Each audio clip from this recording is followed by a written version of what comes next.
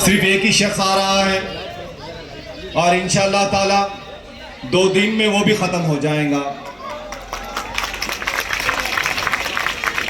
अब मैं यहाँ पर बड़ी जिम्मेदारी से ये कह सकता हूँ कि भिवंडी वेस्ट की सीट 2 आदमी के दरमियान में है।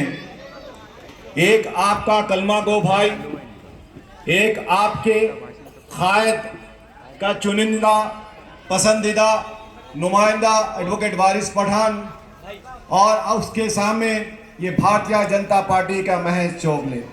ये दोनों के दरमियान ये इलेक्शन होने जा रहा है। देखना यह है कि भिवंडी वेस्ट का 52% मुसलमान सेक्युलर जहत रखने वाले मेरे दलित भाई मंडी से इत्तेहादुल मुस्लिमीन की कुर्बानियों को समझते हैं और अपना वोट किसके हक में देते हैं। आज हम और हमारी जीत 2 गज के फासले पर है और ये 2 गज का फासला इंशाअल्लाह ताला 4 दिन में खत्म हो जाएगा। 4 दिन में भिवंडी का एक नौजवान, पिछले हम जितने दिनों से यहां पर फिर रहे हैं, हर नौजवान, हर हमारा पार्टी का वर्कर, हमारा लीडर और बस्तियों में हमारी बहनें एक ही बात सुनने में आ रही है मुझे कि असदुद्दीन अवैसी साहब हमारे कायद है। हर गली में हर नौजवान से हम जिनसे भी मिल रहे हैं यही पैगाम हमको मिल रहा है कि नकीब मिल्लत बैरिस्टर असदुद्दीन अवैसी साहब हमारे कायद है।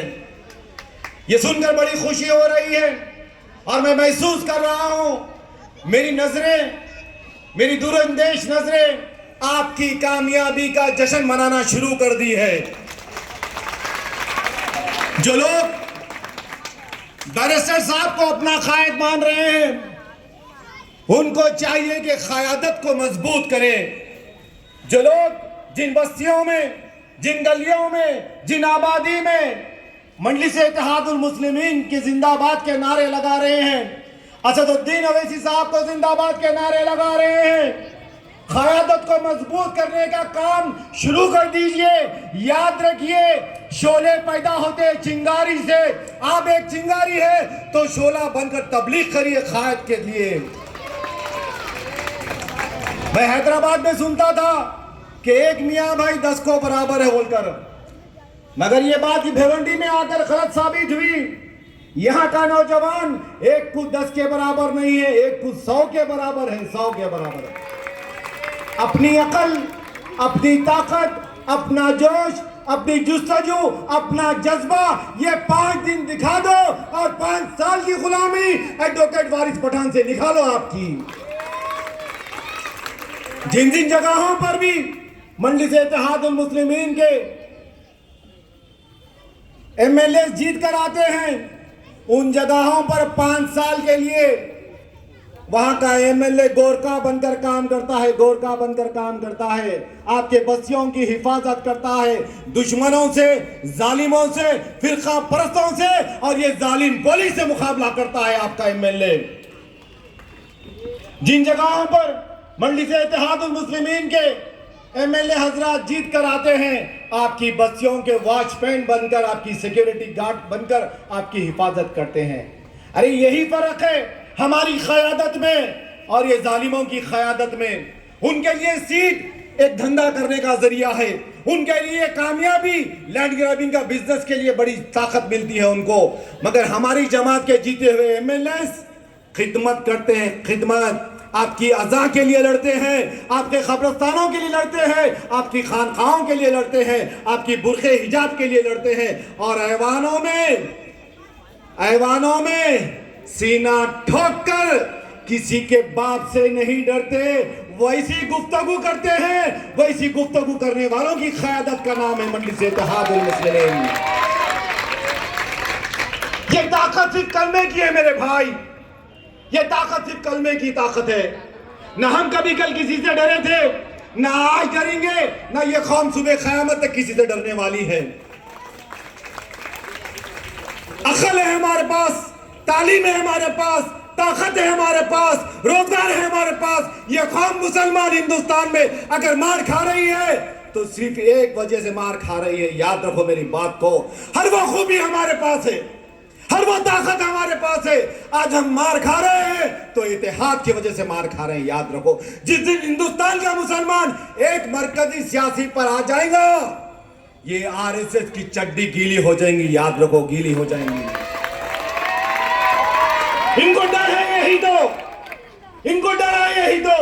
ये 20% मुसलमान, ये 30 करोड़ की आबादी रखने वाला मुसलमान अगर एक मरकज सियासी पे आ जाएगा तो बीजेपी, संघ परिवार, विश्व हिंदू परिषद, बजरंग दल, आरएसएस का जीना हराम हो जाएगा। इनकी पूरी कोशिश है, इनकी पार्टी का एजेंडा यही है। इनके ऑफिसों में, इनके दफ्तरों में एक ही गुफ्तगू चलती है कि मुसलमान को कैसा खानों में अलग अलग बांट कर रखा जाए।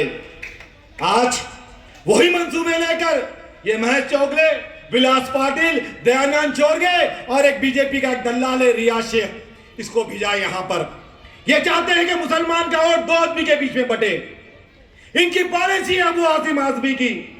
ये दोस्ती की शक्ल में एक बहुत बड़ा गद्दार है, गद्दार जो कौम और मिल्लत का सौदा पिछले 20 बरस से करते आया है और आज उसका नमूना पेश कर दिया हमारे सामने। उसको डर है मंडी से इत्तेहादुल मुस्लिमीन के कदम अगर महाराष्ट्र में कामयाब हो गए, एडवोकेट वारिस पठान अगर भिवंडी वेस्ट से जीत जाते हैं तो वारिस पठान जिस तरीके से काम करेंगे वैसा काम उनको भी करना पड़ेगा। एक कंपटीशन पैदा हो जाएगा। उसकी कोशिश है कि यहां से मजलिस इत्तेहादुल मुस्लिमीन कामयाब नहीं होना। और ये 3 लोग, महेश चोगले अंदर से आरएसएस की चड्डी है नहीं है। अगर मैं गलत हूं तो बोल दीजिए मुझे, मैं तो वो तस्वीरें देखा हुआ हूं। मैं ये महेश चोगले सफेद पैंट के अंदर खाकी चड्डी है, दयानंद चोरगे ये भी, इसकी भी खाकी चड्डी है नहीं है। कांग्रेस उसकी भी खाकी चड्डी है, विलास पाटिल उसकी भी खाकी चड्डी है। अब मुकाबला क्या है?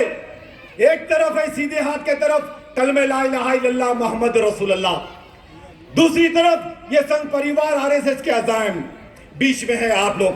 फैसला आप लोगों को करना है। अगर मेरी एक जात से अगर यहाँ की सीट कामयाब हो सकती तो मैं अपनी जान की बाजी लगा दूंगा, जिस्म में एक एक लहू का खतरा बहा दूंगा। मगर मेरे एक के मरने से यहाँ की कामयाबी होने वाली नहीं है। यह वोट की ताकत होती है मेरे भाई। इंतखाबात में कामयाबी को हासिल करना है तो मुत्तफिक राय होना पड़ता, अवाम में इत्तेहाद होना पड़ता, अवाम में जज्बा होना पड़ता, अवाम में एक मजबूत फैसला होना पड़ता। फैसला तो आपको करना है। जिताते हैं ला इलाहा इल्लल्लाह मोहम्मद रसूलुल्लाह हरी कमली वाले, हरे झंडे वालों को, या जिताते हैं ये संघ परिवार आरएसएस वालों को। वो लोग कह रहे थे, मेरे पास एक वीडियो क्लिप आई, बहुत जल्द उसको भी वायरल करेंगे हम। उनकी दफ्तर में ये गुफ्तगू हो रही थी, सुनेंगे आप लोग। मुझे सुनकर बेइंतहा तकलीफ हुई इस बात की। चाहे तो मैं यही मेरे मोबाइल में चला सकता हूं वो वीडियो। वो कह रहे थे कि भिवंडी का मुसलमान कभी आज की तारीख तक एक जगह जमा नहीं हुआ। 70 बरस में ये लोग एक नहीं हुए तो अब क्या एक होंगे? अवैसी की कोशिश नाकाम रहेंगी बोल के ये गुफ्तगू चल रही थी। जो लोग अवैसी को अपना खायद मानते हैं, हाथ हटाओ, दिल पे हाथ रख के बोलो कि अवैसी जिंदाबाद है या नहीं है।